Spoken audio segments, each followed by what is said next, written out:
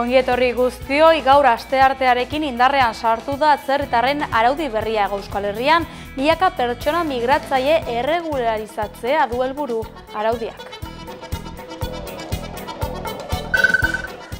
Iragarri dute aurtengo Sanferminetako kartel lehiaketaren irabazlea, Sandra Nadal Vital artistaren Iruindarren etxea afixak irabazi du lehiaketa.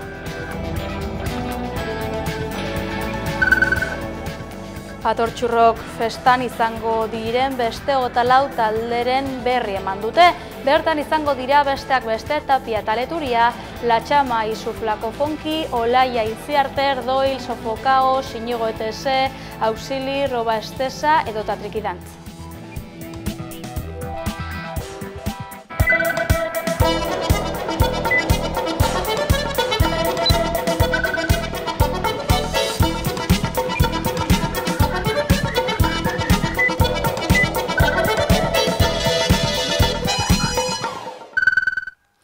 Eneko Andueza, PSeko idazkari nagusia izan da aktualitate solasaldian, azken hilabeteotako gai esanguratsuen buruz hizketan, Gernikako estatutuaren erreformari, Alderdi Sozialistak EH Bildu eta EAJarekin duen harremanari, lanpostu publikoetarako hizkuntza eskakizunei, atzerritarren araudi berriari eta etorkizuneko gobernu aukerei buruz mintzatu da, besteak beste. Kaixo guztioi eta ongi etorri. Aktualitateak martxan dirau, beraz gaurkoan ere azken garaiotako gai esanguratsuni buruz arituko gara hizketan aktualitate solasaldian. Eta horretarako, hamaikako platoan daukagu Eneko Andueza, PSeko idazkari nagusia. Arratsaldeon eta mila esker etortzeagatik. Eskerrik asko, plazer bat, betiko moduan. Otsailean gauzatu zenuten azken 10. kongresua Donostiako Kursaalen eta bertan idazkari nagusi gisa berretsi zintuzten. Nola aurre ikusten duzu etapa berri hau?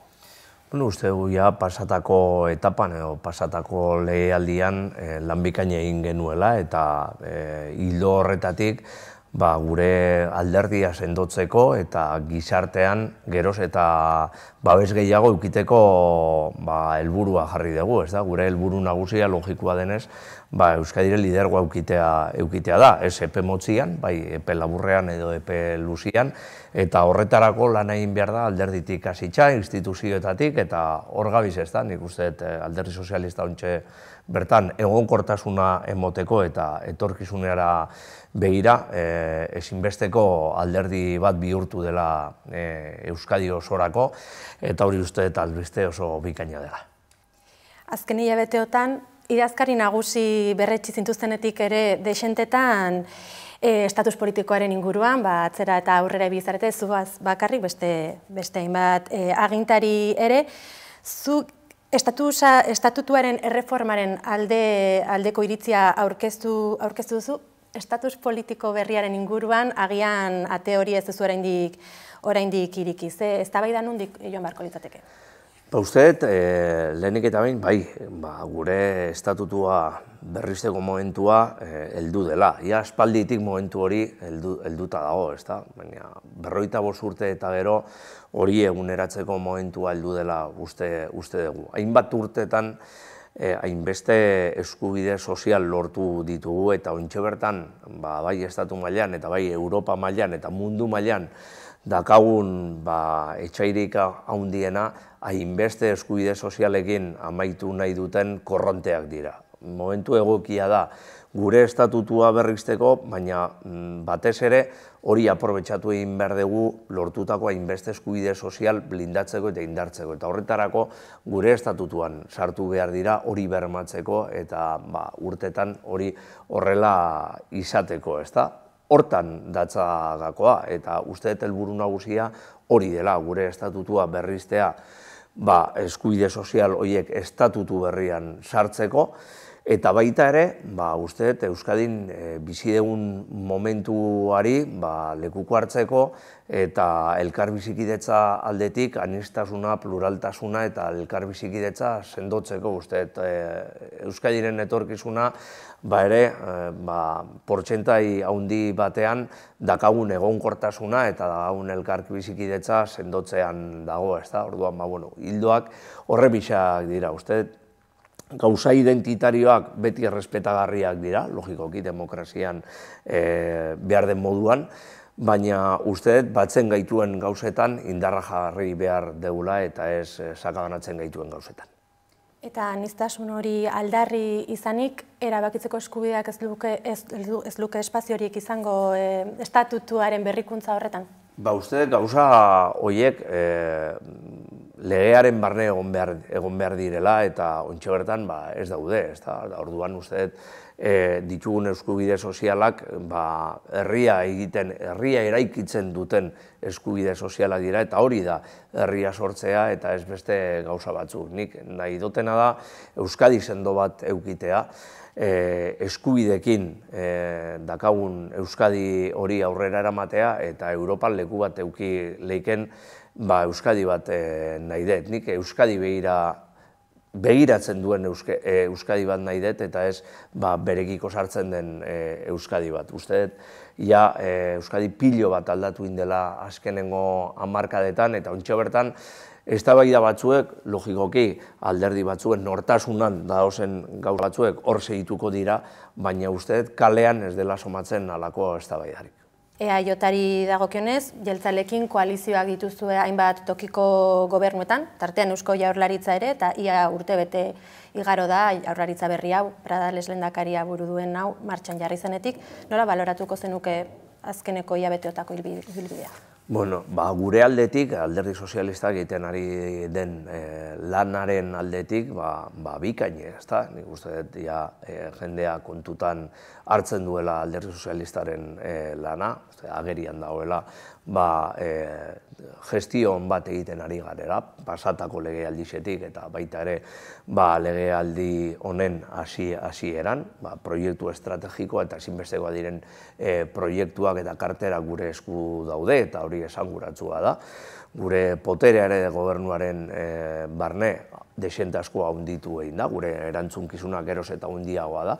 Eta, posez ikusten dugu, edo nik posez ikusten dut egiten ari garen lana. Logikoki, margena dago gauzako betzeko, gauzako betu egiteko, legealdiaren hasieran gaude, espero duguna da, sinatuta dakagun itunaren arabera gure konpromisoak betetzea. Hori da gure erantzunkizuna eta hortxe daude gure sailburuak lanari egiten. EAJ-an ere burutzagitza berri dute, martxoaren amaieran berritsi zuten Aitor Esteban Euskadi Buru Batzarreko buruzagi bezala, eta maiatz hasieran lehenengo bilera egin zenuten alderdi sozialistak eta EAJ-ak buruzagitza hauek berritu zirenetik, nola baloratuko zenuke bilera hura? Bilera oso ondo joan zen, doinu oso honian, esatia dakau beste alderditxekin egin genuela erronda bat, gure kongresua egin bezain pronto oso normalean egiten dugun erronda horren barne, azkenengoa EAJ-arekin egin zen, baskide moduan eta baita ere, bereziki beraiek ere berritu zutelako bere alderdiko erantzunkizunak. Doinu honian joan zen, ez genuen halako gai espezifikorik protagonismorik euki, baina gai morduen inguruan errepasatxo bat emoteko aukeria euki genuen. Doinua, dinoan moduan oso ona joan zen, eta badakigu lidergo berria sortzen direnean, beti adaptazio denbora bat ere behar degula, nik ulertzen dotalako, nik egin neban moduan bakoitza bere moduak dituztelako eta lantzeko edo lan egiteko moduak dituztelako eta kasu honetan Aitor Estebanek heldu berria da erantzunkizun hortara eta bere lidergoa edo bere estiloa inprimatzeko denbori ere eukiko da. Adaptazio momentu hortan gaoz, baina gauzak egonkortasunean kokatzeko moduan gauzela uste. Aperian ere, antzerako bilera bat egin zenuten EH Bildurekin Donostian, bertan zuzeu ere izan zinen, Arnaldo Otegi EH Bilduko koordinatzaile orokorra, eta Otegik plato honetan bilera norberak hori. Zuen lehentasunak aipatu zenituztela, hori normaltasunean kokatu behar dela, eta zentzu horretan urrats asko eman direla adierazi zuen. Ez dakit diagnostiko hori hau elkar banatzen dezun? Noski baietz, doinu oso nian egin genuen lan bilera hori, EH Bildurekin harreman ona daukagu eta instituzioetan eta batzar nagusietan, hainbeste udaletxeetan eta Eusko Legebiltzarrean sarritan akordioetara ailegatzeko aukeri eukiten dugu. Badakigu gai batzuetan sintonia hobia dakagula, beste batzuetan gitxiago eta beste batzuetan bat bez, ezta? Baina, Euskadi eraikitzeko moduan gauzen bi alderdi gara eta sintonia edo elkargune horiek aprobetxatzeko moduan ere bagaude, ezta? Importantiena da, iraganean pasata dagoela eta ontsa bertan, beste egoera berri batean gauzela, oindala 10 urte baino gehiago, eta uste importantiena da sintonia hori eukitea eta klabe batzuetan ere elkargune hori eukitea. Gai sozialetan batez ere gauza askotan ados gaude eta uste hori ere oso eraginkorra dela Euskadi hobe bat lortzeko. Gizarte alorreko kontu batzuei buruz arituko gara orain hizketan, alde batetik euskararen eta lanpostu publikoetarako hizkuntza eskakizunei buruz galdetu nahi nizuke, epaitegiek azken garaietan hainbat erabaki hartu dituzte alorrenetan lan deialdi publikoen inguruan, Gipuzkoako Foru Aldundia, Pasaiako Udala, eta hizkuntza maila gehiegizko askatzen omen zen lan deialdi horietan. Zer iritzi duzu honen inguruan, nola baloratuko zenuke? Beti epaitegisetik etortzen diren erabakiak beti errespetu osoz hartu egin ditut eta oingo hortan hori ez da aldatuko, nik beti errespetatzen dut. Usteet, pasatago lehialdizan sinatu genuen eskakizun linguistikoen inguruko dekretua, zentzuzko dekretua dela. Gu beti perfil mistoen partidarioak izan gara, usteet dekretu hori dekretu hon bat dela, dakagun egoerari aurre egiteko eta eskatu beharreko perfilak eskatzeko. Administrazio batzuetan epaitegi aldetik erabekitzen bada hori edo lege hori edo dekretu hori ez da aplikatu behar den moduan, baina ulertzen dut epaitegisak alde horretatik ere bera erabakisak hartzia, baina zenbakiak ikusitza eta rekurtsoak ikusitza ez dira hainbeste errekurritu eta ez dira hainbeste bertan bera laga. Uste hildo horretatik gauzak ondo egin direla eta dinoan moduan dekretu hori ondo orientatuta dagoela gauzak behar dainen moduan eta eskakizunak lan baldintzekin egokituta egoteko. Aipatzen duzun dekretu hori ere aipatu zuen Arartekoak hemen izandako elkarrizketan, hau da bermatu beharra dagoela euskara edo gaztelera hautatutako hizkuntzan hartatua izatea. Horrelako erabakiek ez dute hori kontra esaten, ez litzateke gehiago bermatu beharko dekretu hori indarrean jartzea? Nik uste oso orekatuta dagoela. Egisa esan da, logikoki, eskubide linguistikoak errespetatu egin behar dira. Horretarako dakau lege bat eta lege hori ere bete egin behar da, baina uste oreka hortan ekilibrio ere badagoela eta uste alde horretatik aurrera pausu importantiak emon ditugula. Dekretu berri hori, uste dekretu oso ona eta oso orekatuta dagoela alde horretatik. Ez dakat inungo zalantzarik euskara sustatzeko eta euskara mantentzeko beste politikak ere egin behar direla. Azkenengo egun hauetan Euskaraldiaren inguruan ere hausnarketa hori badaola, uste hurrengo belaunaldiei begira, desente asko dakagula egiteko batez be euskararen ez ezagutza baina bai erabileraren inguruan. Uste erronkarik nagusiena ez da euskara gehiago jakitea, uste hori eskola aldetik eta gure hezkuntza aldetik ondo bermatuta dagoela, administrazio aldetik eta dekretuen aldetik bermatuta dagoela, baina uste erronkarik nagusiena kontzientzia gehiago eukitea euskararen erabileraren inguruan. Astearte honetan jarriko da indarrean, aurretik Espainiako gobernuak onartutako atzerritarren araudi berria, nola baloratuko zenuke lege edo araudi berri hau? Positiboki, poliki gai hau bideratzen goiaz, ez da gauza erraza. Gainera, guk oso konsiente gara hemen Euskadin eta Espainiako estatuan ere beharrezkoan diren hainbeste perfilak eukiteko aukeria badakagula hor, eta honen inguruan uste geroz eta erraztu egin behar degula atzerritarren legalizazioa, uste oso positiboa dela eta araudi honen bitartez gauzak ondo egiteko aukeria badakagula, guk beti gai hau edo fenomeno hau gauza positibo baten moduan ikusten degulako, aukera bat daukagu, gainera Euskadin kontziente izan behar garelako, dakagun akaso erronkarik handiena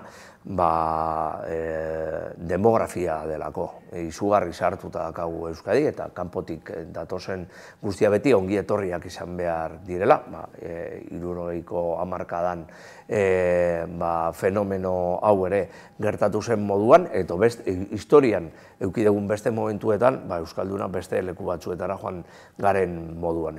Ontxe bertan, gauza askok pertsona hauen eskutik etorri behar dira, adibidez zaintza ereduan, industrialki gure sistema produktiboan falta diren perfil askok bere eskuetan ere egongo direlako. Uste, hau aukera moduan ikusi behar dugu eta ez talka baten moduan. Hemen ezin deuna egin nahi dutxugunak ongi etorria emon eta besteak baztertu.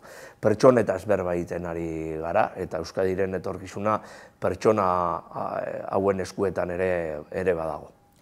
Pertsona migratzaileekin lanean dauden elkarte eta taldeek aurrera pausoak errekonozitu dizkiote araudiari, baina hainbat kritika ere egin dizkiote, tartean nazioarteko asilo eskaerari edo asilo eskaera prozedura horri dagokionez. Aldaketarako margena badago zentzu horretan? Nik uste baietz, eta denborakin hori aldatuko da. Nik uste eta hau pausu intermedio bat dela, erdigunean gelditu den pausu bat, beste aurrera pausuak emotiko prest dagozen erreglamentuak ere badirelako. Eta hori da importantiena, onartu egin den erreglamentu honekin historia ez da amaitzen, beste aurrera pausuak ere emango dira, eta uste hildo horretatik gobernuak aurrera pausu horiek emoteko prest badagola.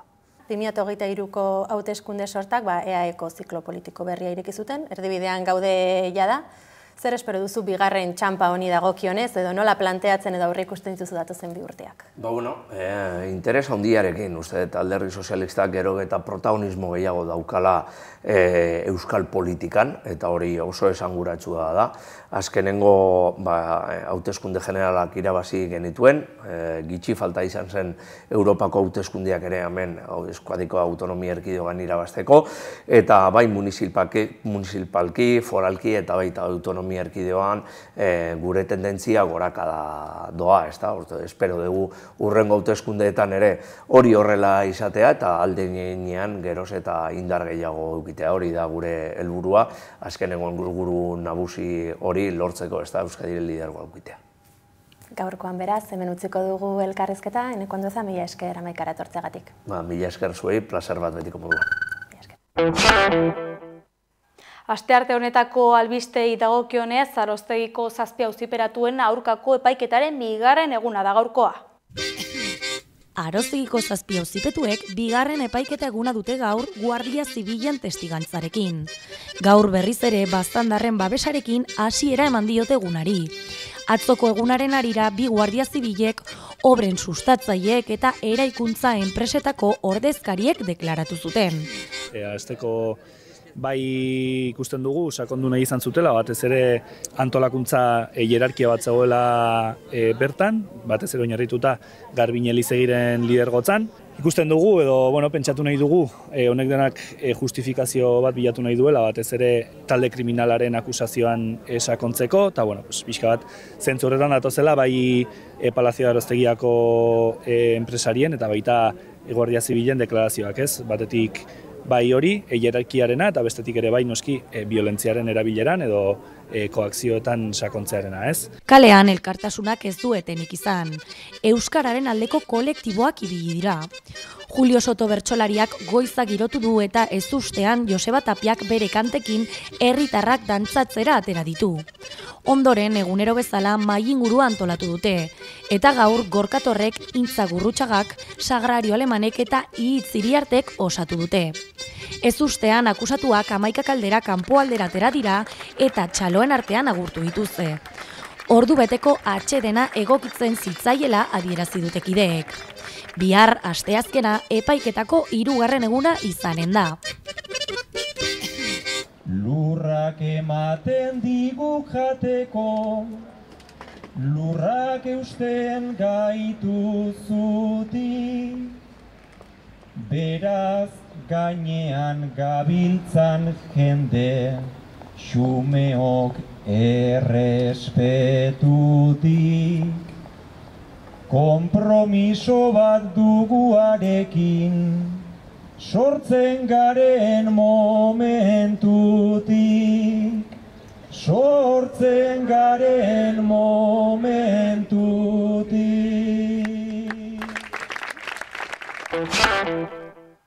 Hezkuntza arloan irakasle postuei buruzko erantzuna eskasa izanik danborra da erraldoia antolatu du Seaskak. Seaskak salatu du Frantziako Hezkuntza Ministerioak datorren ikasturterako esarri dizkion irakasle postuak ez direla nahikoa ikasle kopuruaren arabera dituzten beharrei erantzuteko. Azken urteetan ikasleak asko ugaritu zaizkie, eta ikasgela gehiago irekitzeko asmoa zuten hainbat kolegiotan. Hala ere, ikastoletarako ez dute postu gehigarririk eskuratu, eta inklusio beharrei erantzuteko ere ez. Lotsagarria da, ikusten da bizikiongi zenolako begirunea dioten ez bakarrik hezkuntzari, baizik eta behar bereziak dituzten ikasle horiengan. Herri urratz ekitaldiaren harira iragarritako mobilizazioari eutziko dio Seaskak. Irakasle postuei lotuta jaso duen erantzun berantiar eta eskasak oinarrizko baliabideak bermatzen ez dizkiela argudiatuta. Hala, ostiral honetan maiatzak 23an, 5etan, Ipar Euskal Herriko ikastolek antolatutako 3. danborra da egingo da Baionako kaleetan. Arazo nagusia kolegioetan dute. Senpereko Katxalin Elizalde kolegioan adibidez, datorren ikasturtean 3. maila irekitzeko asmoa dute, 39 ikasle hartzeko. Irakasle ikuspuntutik biziki zaila, errango nuke kasik ezinezkoa 39-ren ikaste prozesua segurtatzen. Seaskaren kalkuluen arabera 2 ikasgela behar dituzte, hau da 3,78 irakasle postu gehiago. Ministerioak ordea 1,6 postu baizik ez die onartu. Antzeko egoera da Larsabaleko Manez Erdozaintzi kolegioan eta Baionako Estitzu Robles kolegioan ere. Horrez gain, Seaskak azaldu du lehen mailan ere, Ipar Euskal Herriko 3 lurraldeetan dituen 33 ikastoletarako ez dietela postu bakar bat gehiago ere eman. Horregatik, egoera onartezintzat jo dute ikastolek, eta irakasle eskaerei buruz emandako erantzun berantiar horren aurrean, karriketan protesta egiteko deia berretzi dute.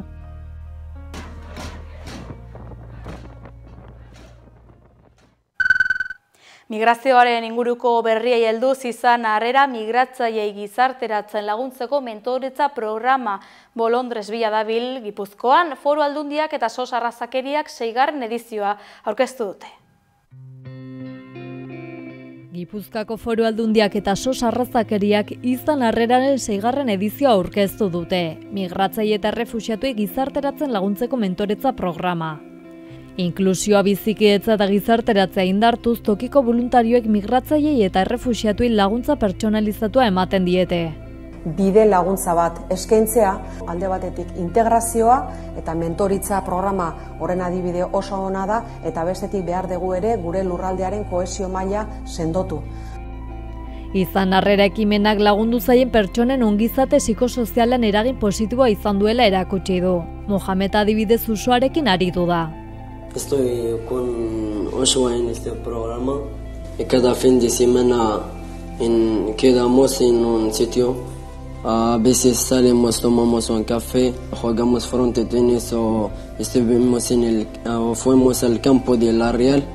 He aprendido con ella muchas cosas como la cultura vasca. La verdad, me encantaría conocer más gente. Mentoretzak ordea laguntzen ari diren voluntarioengan ere onurak ditu. Bera bai oso bide laguna izan da. Lagundu dozta, errealitate berri batera gerturatzen. Hemen Gipuzkoan eta Euskal Herrian dauzkogun erronketara gerturatzen. Neure buruai galdera asko egiten bai. Eta gero lagundu doztan ikuste dut asko hankak lurrian eukitzen. Zuk ere lagundu nahi ezkero herritarrak gonbidatu dituzte izan harrera programan voluntario gisa parte hartzera. Bolondresak behar ditugu, oso esperientzia berazgarria da, nik uste parte hartzen duten guztiek, denek berdin errepikatzen digute, oso esperientzia berazgarria da. Izan harrera lurraldera iritsi berri diren pertsonen eta tokiko herritarren arteko loturak sortzeko asmoarekin sortu zen. Eta horrela konfiantzazko harremanak eraiki dira eguneroko bizitzako funtsezko alderdiak hobetzeko. Hizkuntza ikastetik hasi eta lan edo bizitza bilatzeraino edota baliabide komunitarioak eskuratzetik kide izatearen zentzua sendotzeraino.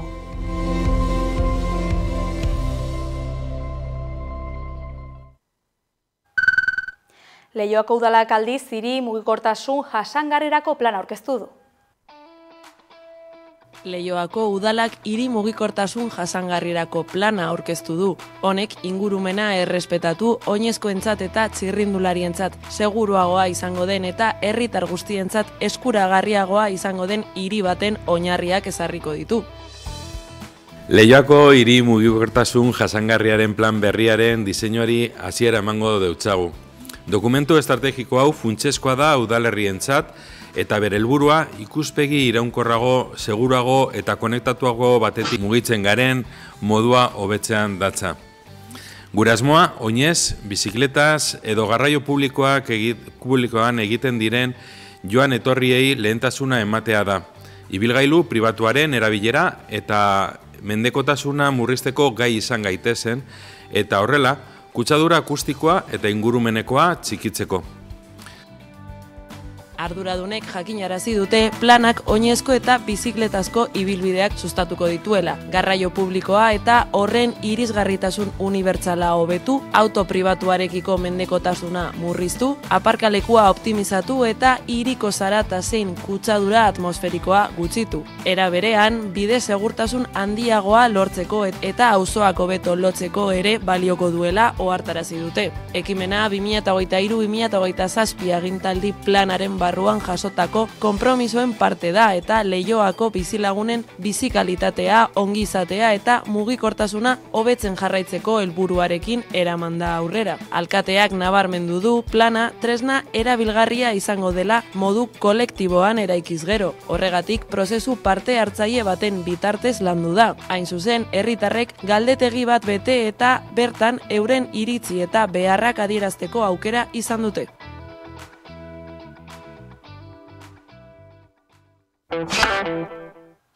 Heldu gara amaierara, Xutiken Armatiro Pum abestiarekin agurtuko gara gaurkoan, ongi izan eta bihar arte.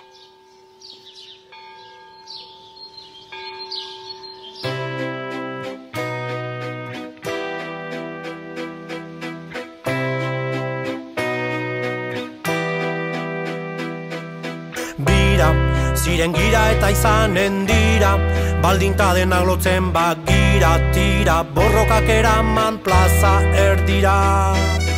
Bira, ziren gira eta izanen dira, baldinta denak lotzen bagira tira, borrokak eraman plaza erdira. Paga, egin ez tanda, gainditu dezagun beldurraren langa. Briga, begiradak ordira, maitatzeagatik ez gaitzatela gaztiga. Higa, ez gaitzaten obliga, bizilasai eta lehun baten ukaitea.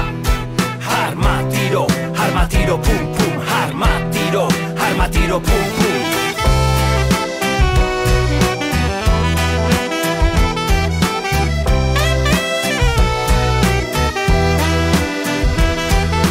Laga, ikara ez da muga, erasotzaileari gogorregin karga.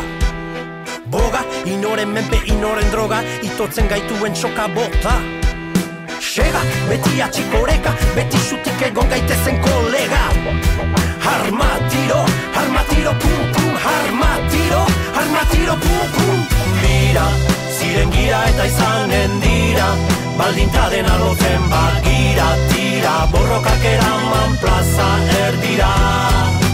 Bira, ziren gira eta izanen dira, baldinta dena lotzen bat gira, tira, borrokak eraman